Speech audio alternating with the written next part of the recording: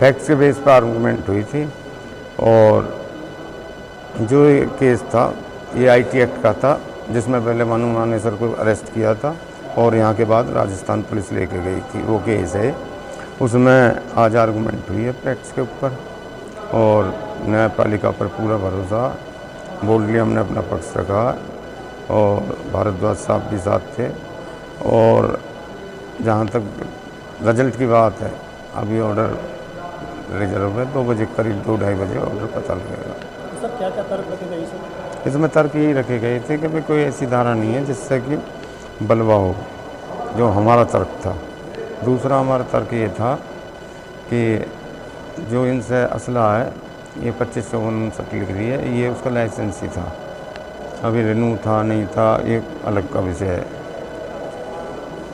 Main बात यही 12/9 से कस्टडी में है, ये 1 महीने से ज़्यादा हो गया, ट्रायल में टाइम लगेगा, इसलिए हमें बेल दी जाए। देखो जो श्री मोहित वर्मा जी के यहाँ आर्गूमेंट हुई है और आर्गूमेंट के बाद मैं आपको बता ही रहा हूँ कि लंच के बाद फैसला आएगा। जो आर्गूमेंट हुई हमने फैक्ट्स के ऊपर करी है। कोर्ट में जो भी फैक्ट्स हमारे वो थे जिन पर हमें, जैसे कि 295 जिसके ऊपर वो दिखा रहे हैं, फिर हमने कोर्ट में बताया भी है कि इनकी वजह से कोई बलवा नहीं हुआ। ADGP law and order Haryana Mamta Singh ji ने भी इसको क्लीन दी थी इसके बाबत, दंगों के बाबत।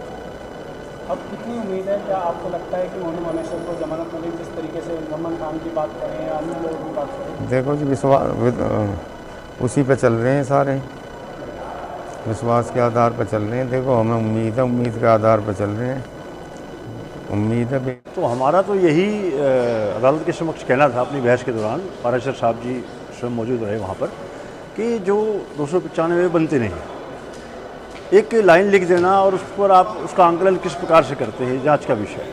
लेकिन उसमें ऐसा कुछ नहीं लिखा था जो किसी विशेष समुदाय को या विशेष किसी व्यक्ति को वो लाइन जो है वो आघात पहुंचाती हो या उन शब्दों से कोई इस प्रकार का आपसी द्वेष बनता हो। तो बात हमने अदालत के सामने रखी है।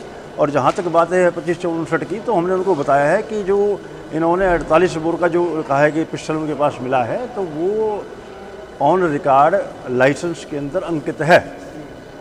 अब वो लाइसेंस सरकार ने खारिज किया नहीं किया, वो जांच का विषय, वो जांच अधिकारी बताएंगे।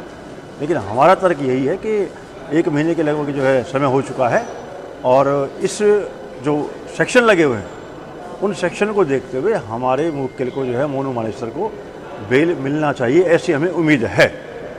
तो ये सारी बातें हमने अदालत के सामने रखी है और भोजन अवकाश के पश्चात जो है वो माननीय अदालत उस पर अपना निर्णय सुनाई। सर कितने घंटे बहस हुई? नहीं, घंटे तो नहीं, बस ये 2 बार बहस हुई। उसके अंदर लगभग 15 मिनट का समय रहा होगा, आधे घंटे के करीब। प्रशासन की तरफ से क्या करता? नहीं, प्रशासन का इसमें कुछ नहीं, इसमें तो पुलिस की तरफ से जांच अधिकारी जो है उनका अपना कहना था, उन्होंने बताया। जांच अधिकारी जी ने अपना पक्ष रखा और हमने अपना पक्ष रखा। जी, क्या उम्मीद मान के चल रही सर? उम्मीद तो न्यायालय के ऊपर है। अब हमें तो पूरा विश्वास है, न्यायपालिका पर भी विश्वास है और अपने आर्गूमेंट पर भी विश्वास है कि हमारे मुवक्किल को जो है जो सेक्शन लगे हुए हैं और जो समय पुलिस हिरासत न्यायिक हिरासत में हो चुका है, उसके अनुसार जो है जो हम केसेस देखते हैं कि हमारे को बेल मिलनी चाहिए, ऐसा हमें विश्वास।